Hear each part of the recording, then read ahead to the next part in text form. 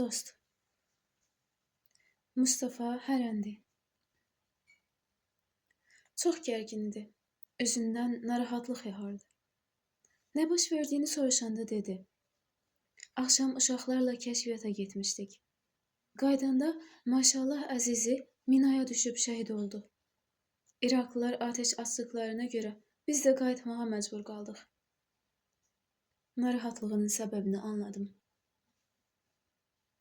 Hava qaralanda getdi və gecənin yarısı sevinclə qayıtdı. Dayanmadan qışqırırdı. Həkim, həkim, tez gəl, maşallah sağdır. Uşaqlar sevinib maşallahı təcili yardım maşınına qoydular. İbrahim isə bir tərəfdə fikirli oturmuşdu. Mən də yanında oturdum. Nə fikirləşirsən? Bir qədər sükut etdi. Maşallah, İraqlıların səngərinin yanında minaya düşmüşdü. Mən gedəndə isə orada deyildi. Onu bir qədər geridə tapdım. Düşməndən uzaqda, təhlükəsiz yerdə. Oturub məni gözləyirdi.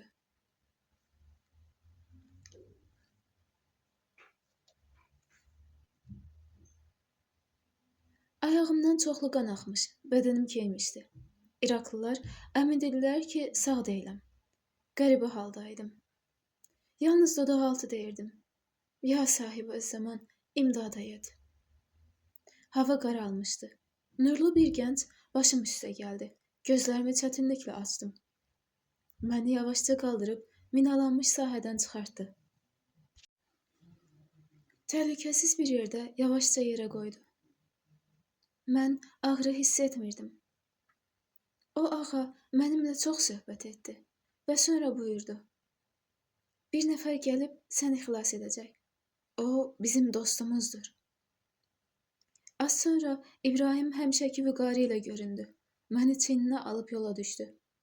O nurlu gənc İbrahimi öz dostu adlandırmışdı. Xoş onun halına. Bu sözləri maşallah Gilan Qərb cəbhəsinə dair xatirələrində yazırdı. Maşallah Gilan Qərbin ixlaslı və təqvalı müəllimlərindən idi.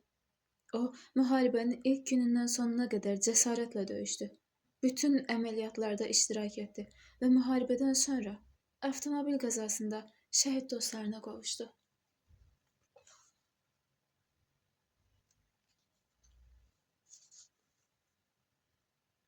Tanınmazlıq. Mustafa hərəndi.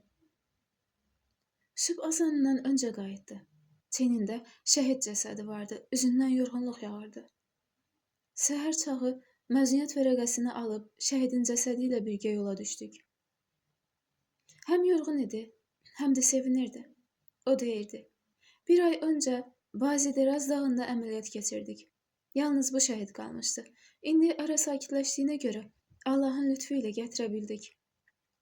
Xəbər sürətlə Tehrana yayılmışdı. Hamı şəhidin cəsədini gözləyirdi. Ertəsi gün Xorasan meydanından izdihamlı dəfn yürüşü başlandı. Tehranda bir neçə gün qalmaq istəyirdik, amma başqa bir əməliyyat xəbəri gəldi. Qərara gəldik ki, ertəsi gün axşam məsciddən yola düşək. Namazdan sonra İbrahimlə və başqa bir neçə yoldaşla məscidin önündə dayanıb söhbət edirdik. Bir qoca bizə yaxınlaşdı. Onu tanıdım. İbrahimin dağın başından gətirdiyi şəhidin atası idi. Salam verdik, o da cavabladı. Hamı sakit idi. Bizim gənc çevrəmizə yad gəlirdi, amma nəsə demək istəyirdi. Biraz sonra sükutu bozub dedi. Ağa İbrahim, minnətdaram. Zəhmət çəkmisən, amma oğlum... Qoca bir qədər dayanıb əlavə etdi. Oğlum səndən narazıdır. İbrahimin həmişə gülər üzü ciddiləşdi. Gözləri təəccübdən böyüdü. Axı nə üçün? Qocanı qəhər tutdu. Gözləri yaşardı, səsi də titrəyirdi. Dünən oğlumu yuxuda gördüm. Mənə dedi ki, biz tanınmaz və itkin düşmüş halda yerdə qalanda Seyidlər anası Həzrəti Zəhra Səlamullah əleyha hər gecə bizə baş çəkirdi. İndi isə belə bir şey yoxdur. Oğlum dedi ki, tanınmaz və itkin şəhidlər Həzrət Fatimənin xüsusi qonaqlarıdır. Qoca daha heç nə demədi. Hamımız lal dinməz dayandıq. İbrahimə baxdım.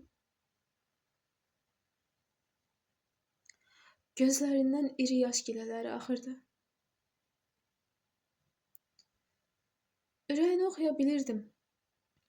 Onda yaxşı bir arzu yaranmışdı. Tanınmazlıq və itkinlik.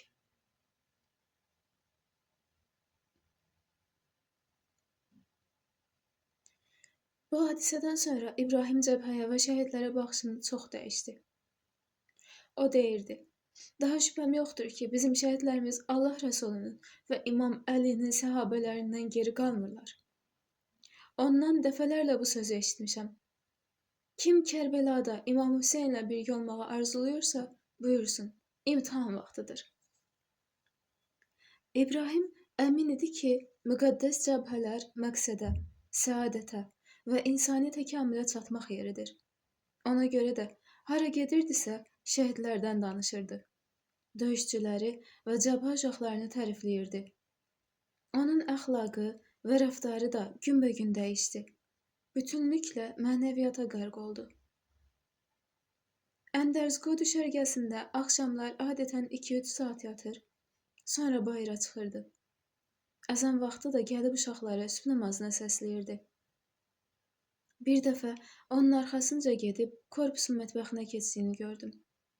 Ertəsi gün orada işləyən kişidən öyrəndim ki, mətbəxin uşaqlarının hamısı gecə namazı qılır. İbrahim bundan ötürü gedirmiş. Bizim qərargahda qılsaydı, hamı bilərdi. Axır zamanlarda İbrahimin hərəkətləri mənə İmam Əlinin Növ Bikkaliyə buyurduğu hədisi hatırladırdı. Mənim şiələrim, gecələrin abidləri, gündüzün aslanlarıdır. Yalnız Allah üçün. Şəhidin dostlarından biri. Dostumu görməyə getmişdim. O, qərb bölgəsində bir əməliyyatda yaralanmış, ayağından güclü zədə almışdı.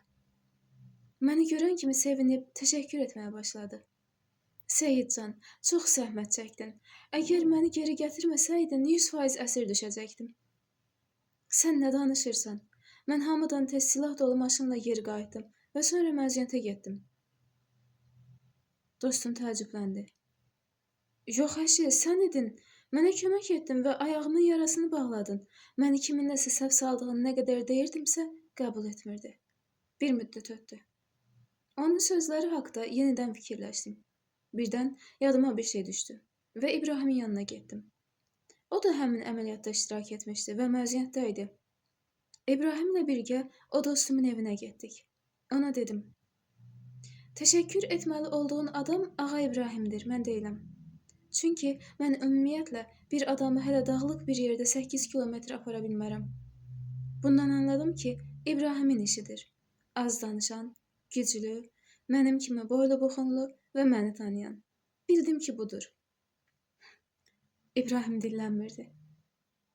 Ağa İbrahim, cəddim haqqı, əgər danışmasan səndən inciyəcəyim. İbrahim də mənim hərəkətimə çox hisslənmişdi. Seyid, nə deyim? Sonra bir qədər dayandı və soyuqqanlılıqla davam etdi. Mən əli boş qayıdırdım. O da bir tərəfdə yıxılıb qalmışdı. Arxamda kimsə yox idi. Təxminən axırıncı adam idim. O qaranlıqda ayağının yarasını çəkmənin ipi ilə bağladım və yola düşdük. Yolda mənə Seyid deyirdi. Mən də bildim ki, sənin dostlarındandır. Buna görə bir söz demədim və onu təcili yardım işçilərinin yanına apardım. Bundan sonra İbrahim məndən çox incimişdi. Bir neçə gün mənimlə danışmadı. O həmişə deyirdi ki, Allah üçün görülmüş işi deməyə gərək yoxdur.